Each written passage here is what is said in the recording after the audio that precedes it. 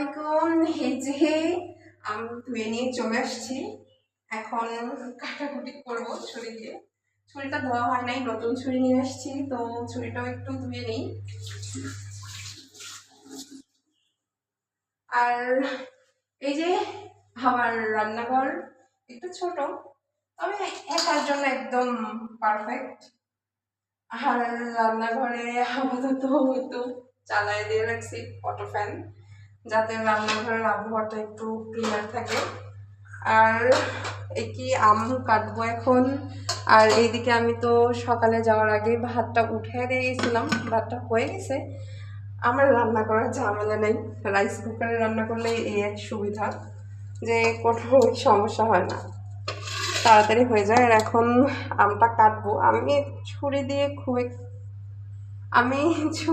খুব একটা ইয়ে করতে পারি না, তারপরেও কোনটা কাটি এটাই নেই, দেখি কেমন হয়। আজকে আমটা দেখে একটু মনে হলো নেই, ওই জন্য কিনলাম। এখন কেমন হবে খেয়ে দেখতে হবে যে কেমন হবে। আমি ছুরি দিয়ে খুব একটা ভালো কাটতে পারি না।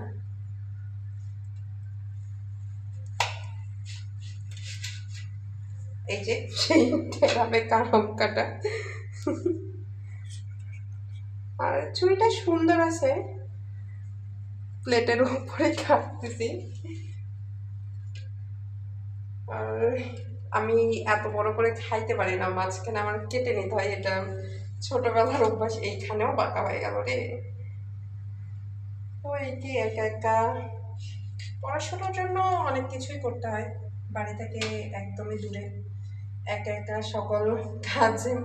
আগে আমি কোনো কাজই পারতাম না, রান্না করা, এমনকি নিজের হাতে খাইতাম না, যেটা সত্য কথা যে আমি নিজের হাতে খাবারও খাইতাম না, যে আম্মু আমাকে খাওয়াই দিত। কিন্তু এখন সেই আমি দূরে থাকা, প্রথম ম্যাচে থাকতাম, বাট ওই ম্যাচের খাবার দাবার ঠিক পছন্দ হইতো না, অসুস্থ হয়ে যাইতাম একদম। ওই জন্য বাসা নিলাম, বাসায় এখন একা একা রান্না করতেছি। এই যে গ্যাসের চুলা, রাইস কুকার, এগুলাতেই রান্নাবাড়ি হচ্ছে।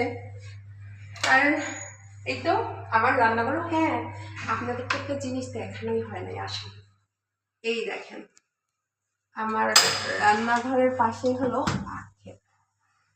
একদম খুলে দিলেই ঠান্ডা ঠান্ডা প্রকৃতির বাতাস, অনেক সুন্দর লাগে এই বিষয়টা। আমি রান্না করতে এসে তো অনেক সময় এইখানে বসে থাকি, আমার ছোট্ট একটা মোড়া আছে, ওইটা নিয়ে বসে থাকি। তবে আখগুলো এখন বড় হয়ে গেছে, যার জন্য বাহিরে যাওয়ার সময় খুলে রেখে যায়, কারণ পোকামাকড় সাপটা ভিতরে আসতে পারে, তাই না?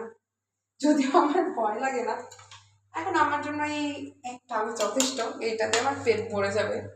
তো এই আর কি বন্ধুরা, আল্লাহ হাফেজ।